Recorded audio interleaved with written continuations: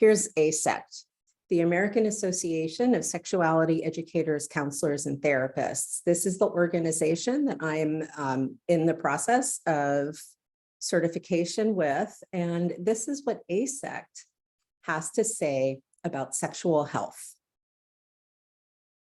ASECT affirms the fact that it might have been puff stream. Oh, nice. My account is going to smart. Okay, vision of sexual health.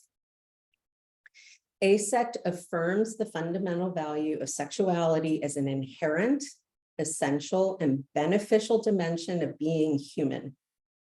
ASECT accepts as its mission the advancement of the highest standards of professional practice for educators, counselors, and therapists. In general, ASECT opposes psychological, cultural, social, legislative, and government forces that would restrict, curtail, or interfere with the fundamental values of sexual health and sexual freedom that ASECT espouses. They also oppose abuses, including but not limited to harassment, intimidation, coercion, prejudice, and the infringement upon rights. So here's what the sexual health and sexual freedom. There are 4 bullet points here that are, I think we could call them core values. I'm speaking to ethics. That individuals are entitled to enjoy freedom of sexual thoughts, fantasies, and feelings. Freedom to engage in healthy modes of activity, including self-pleasure and shared pleasure. Freedom to exercise behavioral, emotional, economic, and social responsibility for body functioning, sexual liaisons, and the chosen method of loving. Number 4, ASECT believes that those rights pertain to people regardless of age, economic status, background, belief, anything. So we all, according to the American Association of Sexuality Educators, Counselors, and Therapists, all need to have freedom. It's about liberation, sexual variability, and rights. ASECT recognizes the majority of varieties of sexuality. The many varieties, including orientations, gender, physical differences, erotic preferences, and lifestyle. It's been a fun few years, but I remember when I first heard about ASECT, thinking, oh, cool, there's an organization that's aligned with these medical folks so that and then the people that ASECT brings in to teach are, of course, all like doctors and researchers. It's pretty interesting. Soon they will bring me in. They don't know it yet, but I just told you ASECT. As part of my certification, when I received my certification, there's going to be this, oh, maybe we should do experiential learning. And we'll just have Catherine come in and help us learn how to facilitate. Sexual rights of individuals with special needs. ASECT recognizes that the right to pursue a happy and healthy sexual life applies to all individuals, not just those who conform to body types, conditions, or mental status. ASECT believes that individuals with special needs, it would be so nice if you would just say disabled people. Just so you know, ASECT, disabled, disability, not a dirty word. In fact, from a fact-based perspective, anyway, individuals who are disabled should be offered special support. Included in that sentiment is the sex worker. I mean, sex work is included all over the place, but especially with this, like with surrogacy and assistance with people and for people who may have been told their whole lives that, well, you can have that desire, but you're not worthy of it, right? Reproductive rights, yeah, we all know that. Access to erotic materials. ASECT believes in the right of all individuals to be free to access media. So that speaks to censorship I mean, of course, we want the media to be accessed and experienced in an appropriate setting. Comprehensive sexuality education. ASEC recognizes that there is an urgent need for comprehensive education about health made to all people and advocates for social, cultural, political, economic change. And ASEC recognizes that valid and helpful education must respect beliefs as well as the cultural and individual practices of the people to whom these efforts are addressed. Sexuality healing and the rights of patients and clients. ASEC recognizes the prevalence of sexual practices that are unhealthy and unhappy and acknowledges that many people struggle with distress, disorder, and dysfunction.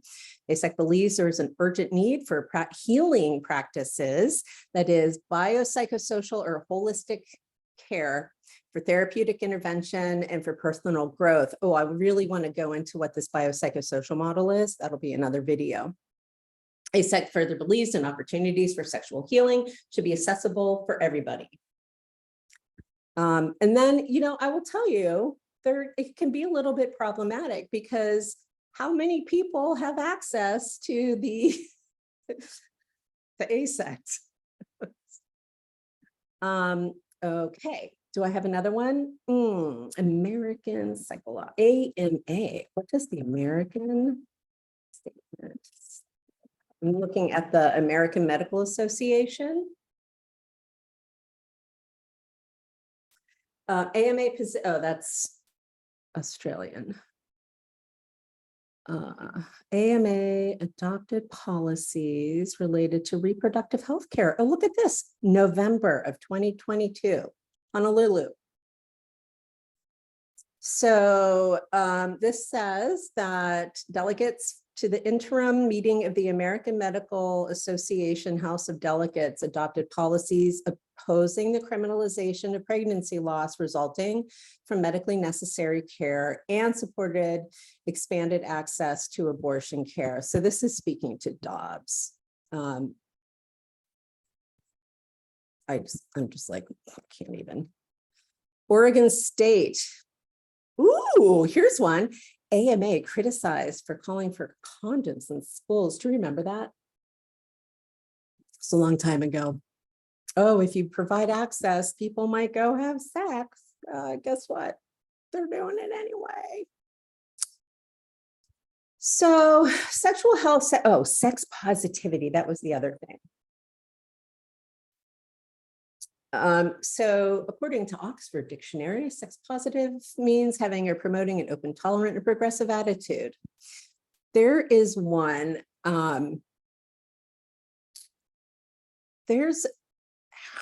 it was originally a, this is what happens when I read, and there was originally, I think it's academic.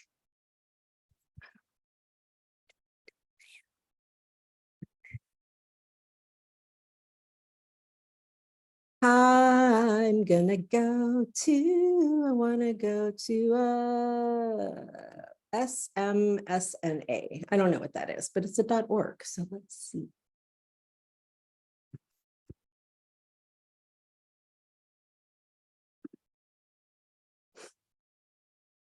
This is